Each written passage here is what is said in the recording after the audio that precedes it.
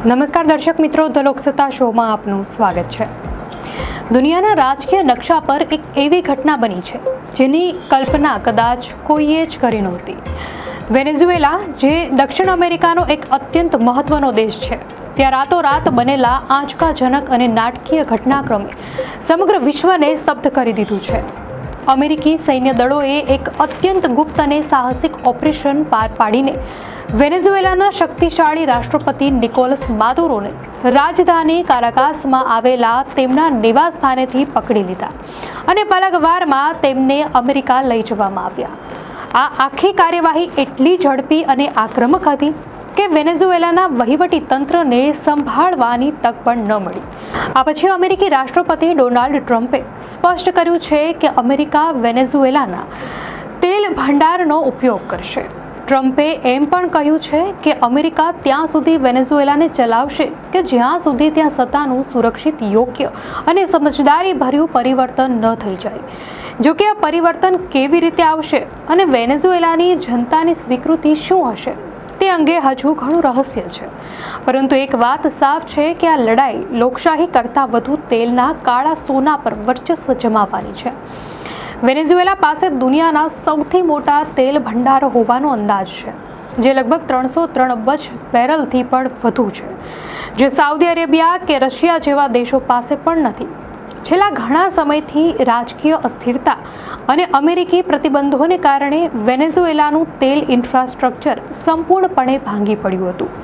રાષ્ટ્રપતિ ટ્રમ્પની નજર હવે આ જ ભંડારો પર છે અને તેઓ ઈચ્છે છે કે અમેરિકી દિગ્ગજ તેલ કંપનીઓ ત્યાં અબજો ડોલરનું રોકાણ કરે, જેથી તેલના ઉત્પાદનમાં તોતિંગ વધારો કરી શકાય। અમેરિકાની આ રણનીતિ પાછળનું એક મોટું કારણ મધ્ય પૂર્વના દેશો પરની તેની ઉર્જા નિર્ભરતા ઘટાડવાનું અને પોતાના પાડોશી દેશ વેનેઝુએલાના સંસાધનો દ્વારા વૈશ્વિક ઉર્જા બજાર પર પકડ મજબૂત કરવાનું છે।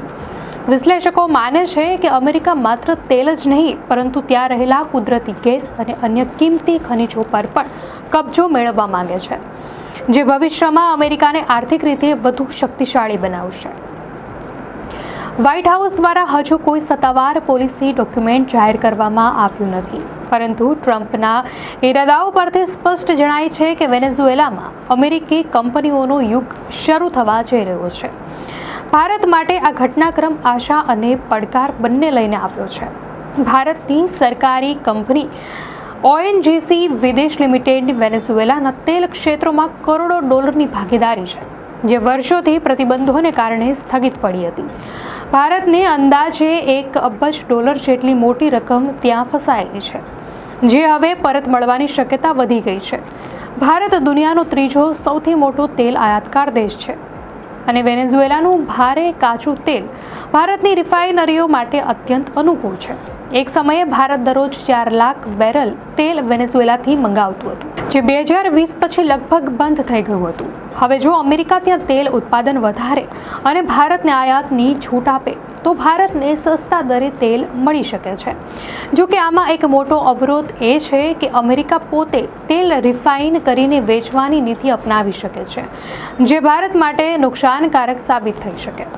વધુમાં, તાજેતરમાં જ ટ્રમ્પે ભારત પર રશિયા પાસેથી તેલ ખરીદવા બદલ જે વધારાના ટેરિફ લાદવાની ધમકી આપી છે, તેના સંદર્ભમાં વેનેઝુએલા ભારત માટે એક મહત્વપૂર્ણ વિકલ્પ બની શકે છે।